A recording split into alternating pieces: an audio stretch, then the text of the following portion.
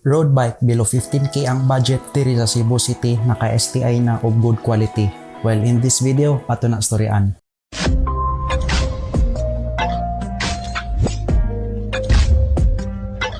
What's up guys? Ako din yung Kapadyak Bisdak na si Dan. Ug kung bago mo sa channel, tighi mo kong videos regarding mountain bikes, road bikes, or any bicycles basta sud diri sa atong scope sa Cebu City. Well, if magpalipay nimong pagbike, then this channel is for you. Make sure nga nakaklik ka sa subscribe button and the bell button para certified Kapadyak na sad ka. So what are you waiting for? Smash that subscribe button and let's start. Pinewood Edmonda Elite 2019 with a price of 14,000 pesos. Specs are smooth welding and internal cable ang frame ani. Pinewood alloy ang fork, tire kay Kenda 700 by 23C, so nipis ra jud kaayo. Ang haba ni mga Kapadyak kay alloy quick release. Ang sprocket ani kay cassette 8-speed 28T. STI ni mga Kapadyak kay Sagmit Alliance 8-speed. Ang RD ug FD ani mga Kapadyak kay Shimano 2300. Brake ani kay alloy C brake. Stem is Pinewood alloy 80mm. Next atong listahan kay ang Trinks Tempo 2.0 with a price of 13,000 pesos. This is a 2018 model. Specs are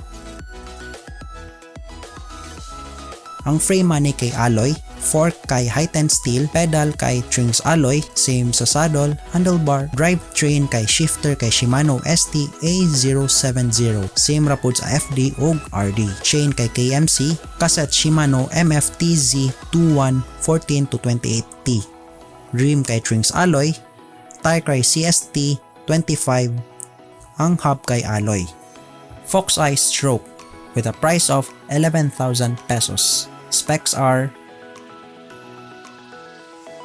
alloy ang frame ani mga Kapadyak ug inner cable na pud. Drop bar is alloy, stem kay alloy, rims kay alloy double wall. RD FDs reflex 8-speed, same pud sa shifters. Tires is Kenda 700 by 23C. So nipis sa kayo ang tire ani mga Kapadyak. Although ang prefer nako kay 25C, kay middle ra maguna mga Kapadyak.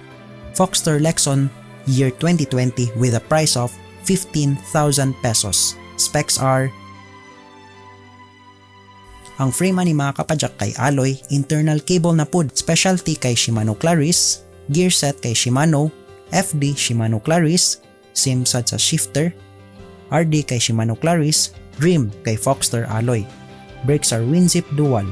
Tires kay 23C by 700, so nipis sa pud ang tire ani. Saddle is Foxter Comfort. Sunpid Triton with a price of 13,000 pesos.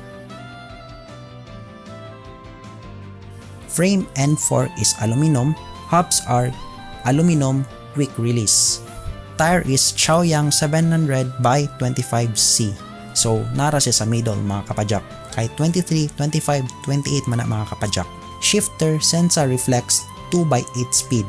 Front derailleur Sensa Reflex 2x. Rear derailleur Sensa Reflex 8 speed. Cassette is 11 by 28T 8 speed. Chain is Sumsi 8 speed. Crankset is 50 by 34T aluminum. Brake levers are Sensa Reflex. And there you have it, ang top 5 nga list below 15k nga road bike diri sa Cebu City. Well, if mangutana mo na po mga Kapadyak, kaya kung piliyon atong top 5 list na ko kay ang Sunpid Triton. First of all mga Kapadyak, kay iyang paint job kay well done, yang frame kay very good.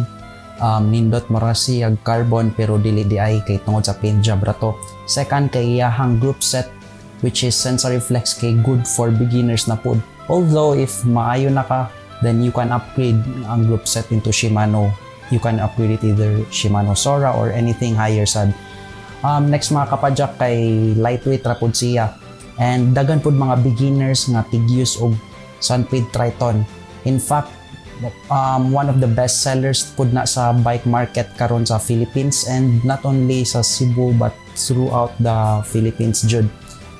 Although na daw na issue mga Kapadyak nga mag-chain drop daw, pero gi-message na daw, gi-report na sa Sunpid nga company, and they already made an action to that issue, and wala na daw chain drop kay tungod daw to sa chain daw niya mga Kapadyak, dili daw compatible, and now ilagay lisan sa ilang mga new releases. Dagan pod mga beginners nga tig-use na kay kada bike na ko mga Kapadyak, kay makita ko na sa mga bike races or inana. So very good jud siya mga kapadyak. And kamo mga kapadyak, nakatry ba mo og mga inanto nga bike? Well, comment down below po sa inyong mga experiences para makaibaw sad ni. Or kung napa mo'y nahibaw-an nga mas sulit ani nga road bike, then comment down below. And sa ganan magpa-shoutout, comment down below po. Links below po sa mga shop nga akong nakuha og prices o mga pictures, credits dahil sa inyo. Also, shoutout kay Jack Kiap, kay Christian Paul Miole, kay Ard Labrada. Thank you so much for the support, and sa kinsaganan magpa-shoutout, comment lang po. Like, comment, subscribe. Like kung naganan mo aning video para makaibosad ko if mo-continue pa ko ginani mga topic. Comment if na mo yung mga suggestions, feedbacks, or questions nga ganahan pangutana. And subscribe if wala pa mo ko subscribe kay dagan patag i-upload na videos. Thank you so much and see you in the next videos. And don't forget to watch my below 10k nga road bike here. Click here. And ang mga mountain bikes pod nga affordable diri pod. And make sure don't forget nga click the subscribe button here. Visit sa my channel. Thank you so much and ride safe.